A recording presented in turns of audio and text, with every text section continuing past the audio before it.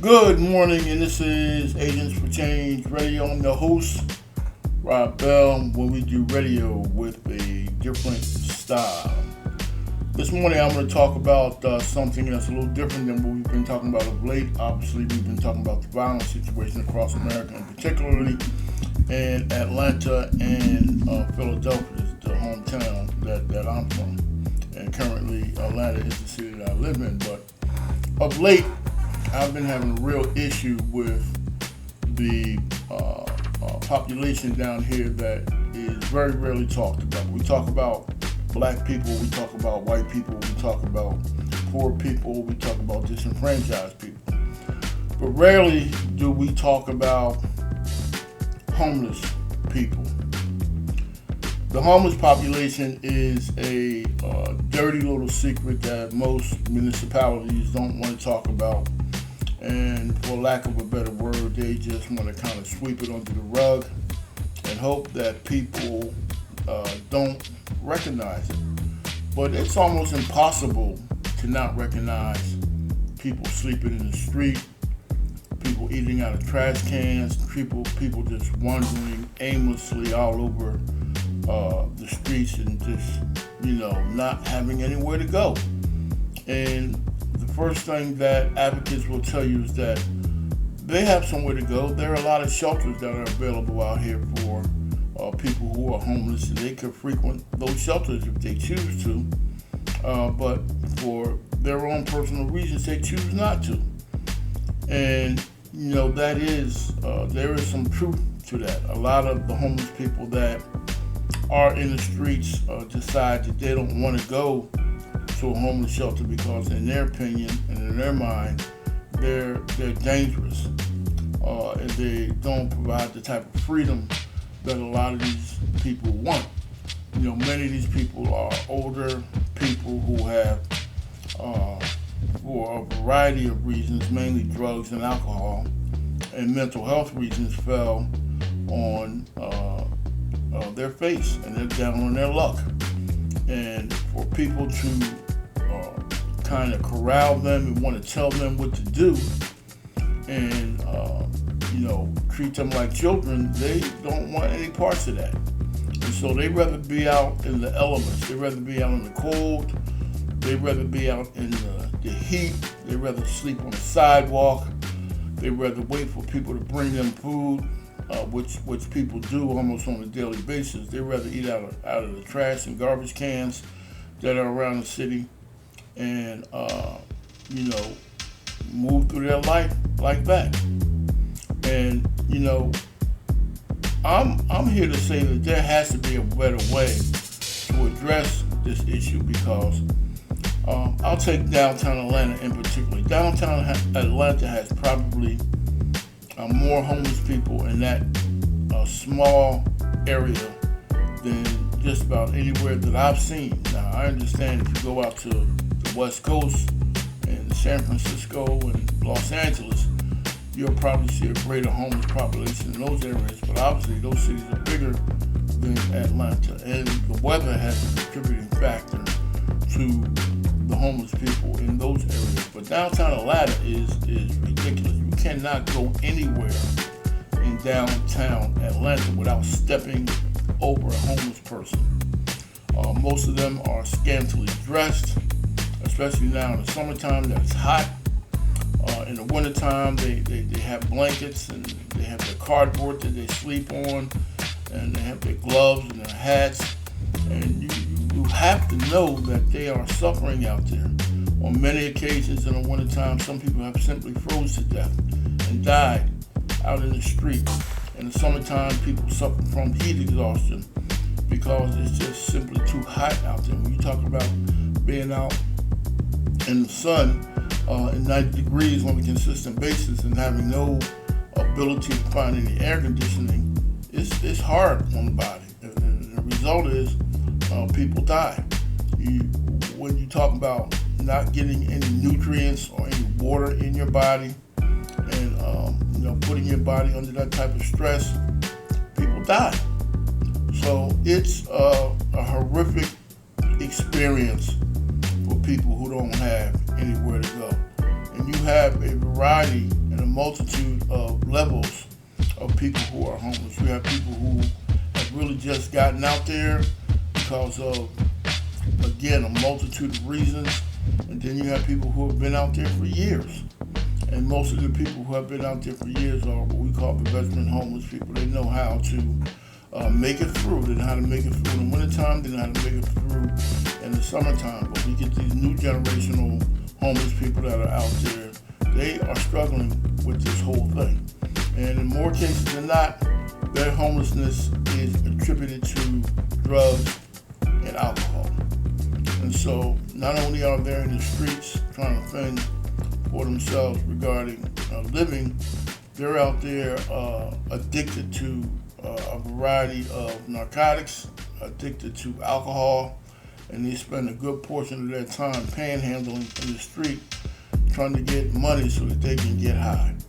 And, people think that when they give them money, they're using that money to go get food. They're not using that money to get food. Very rarely will you see a homeless person use money and go buy food. They're using that money to get drugs or alcohol because they know that before the day is out, somebody's going to come down to their location and feed them, especially on the weekends. You have a lot of church organizations that come out and they feed these people very well, and they know that they're going to get these meals. You have a lot of do-gooders that want to come out and spend a lot of time in their personal kitchens putting together meals for these folks, and they come out almost on a daily basis in the evening after they get off of work, and they feed these people. And the homeless people know this. So the money that you think you're giving to them to eat is not what they're using that money for. So what you are doing is you're enabling their drug and alcohol addiction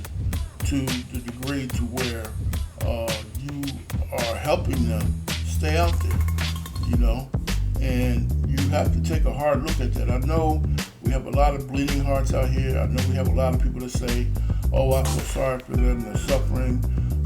This could be me. I'm a couple of paychecks away from being out on the street myself, and that's probably true.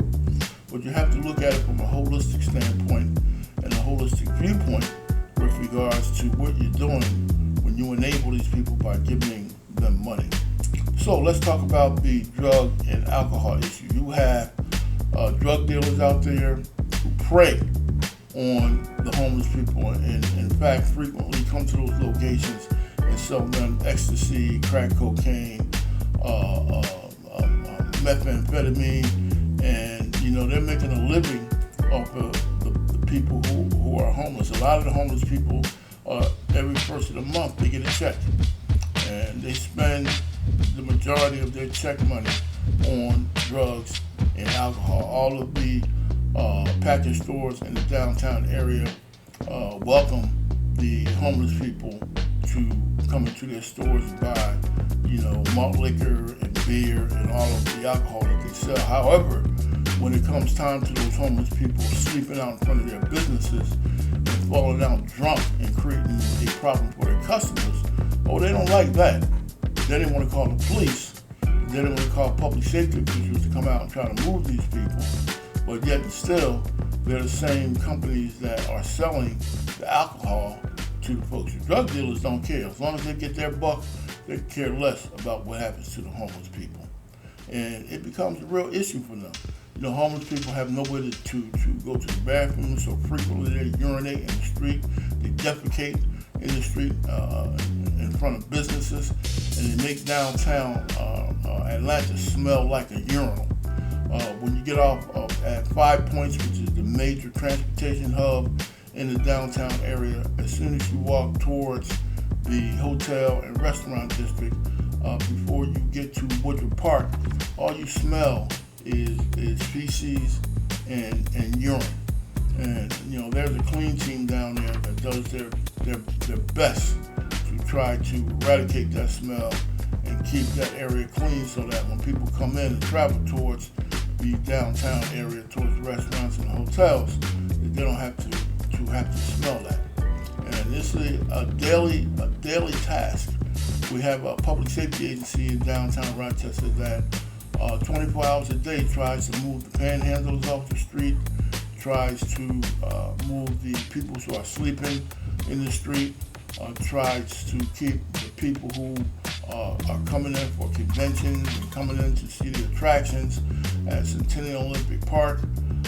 We try to keep those people safe. And, it is a extremely difficult task. The problem with that is, panhandling and sleeping on the street is not necessarily breaking the law. It is a public nuisance. You can look at some ordinances that say when folks bring people tents and blankets and they camp out downtown, that is in violation of an ordinance called urban camping, and they are not allowed to do that.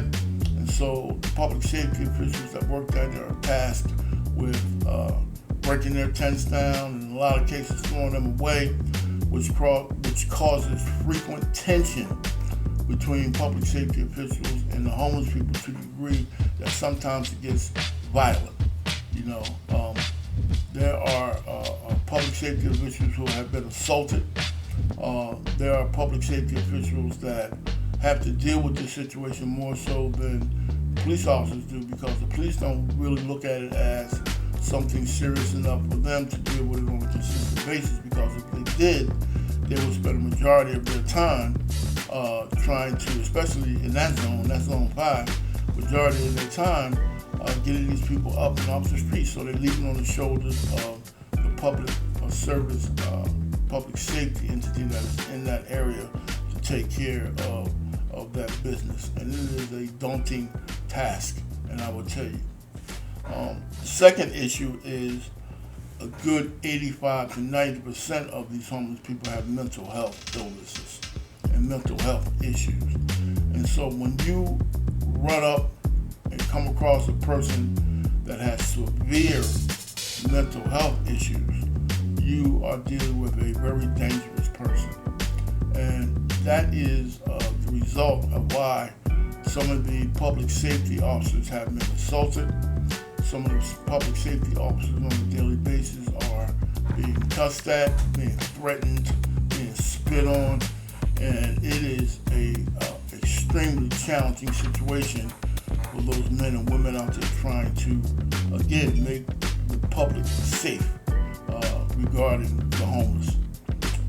So there are no, even if we funnel people towards a shelter, there's very limited capacity in any one of the number of the shelters that are in that particular area, and in the shelters that we funnel them to, the mental health department, if you will, is almost full to capacity with regards to dealing with these people, and in some cases, a lot of these shelters don't even have a mental health department. So that issue never ever gets taken care of. If a homeless person gets arrested for an egregious act over and beyond just sleeping in the street or panhandling, they usually go to jail. And in jail, they're certainly not getting any mental health treatment in jail. They spend a couple days there and they find themselves right back on the street. The other issue is medical. A lot of the homeless people out there are suffering from severe medical issues, and so when the public safety entity runs up on them and encounters them, they require and request EMS services to come and pick up a lot of the folks that are suffering from these issues and take them to the local hospital, and they get treated or maybe not get treated, because it seems that within the next several hours or even a day, those people are right back out in the streets. So it's a never-ending cycle, and it doesn't seem as if public officials, local or state or even government officials, are even concerned about this entity of what's happening in America. And we're talking about the so-called richest country in the world. But yet and still, we got people laying and dying in the streets on a daily basis, and it's an issue that very rarely comes up when we talk about how we're going to make improvement in our society, how we're going to fix the infrastructure, how we're going to bring the races together, and how we're going to do so many great things to make America, quote unquote, the great country that it is or used to be. We had a president in office prior to the president we have now that I was saying the song that we're going to make America great again. Well, if you want to make America great again, you have to address all of the issues of all of Americans in this country and not just a small segment. And it seems to me that because we are such a commercialized country and all we care about is capital, the people who have the money are the people who usually get taken care of. The people who don't have the money don't get taken care of. And the people who don't have the money, the sub people like the homeless people, never get taken care of. And so the result is they suffer in the streets on a daily basis. And, we have to get better with that. And in addition to the continued violence that is occurring in our communities, this is another issue that has to be addressed. And, I understand that we're in the era of COVID, and we are trying to get as many people vaccinated as we possibly can. But we are going to have to multitask, and we're going to have to do not just one thing or two things, but we're going to have to do several things in order to get America back on its feet. We have to address this issue of the homeless population because it's a serious issue. I talk about it because I'm closely involved in that. I do it almost on a daily basis, and I have my finger on the pulse, and I see it, and it's very disturbing to me. And I just continue to wonder, what are we going to do to make this issue a better issue, not only for my colleagues and myself, but for the general public? Nobody wants to walk down the street and smell urine and smell feces and step over people who are laying in the street, especially, if we purport ourselves as being a great country. Nobody wants to see that. So we got to get better with that, America. We got to get better with that, Atlanta. This is Rob Bell, and this is Agent for Change Radio, where we do radio with a different style, and I will see you next time.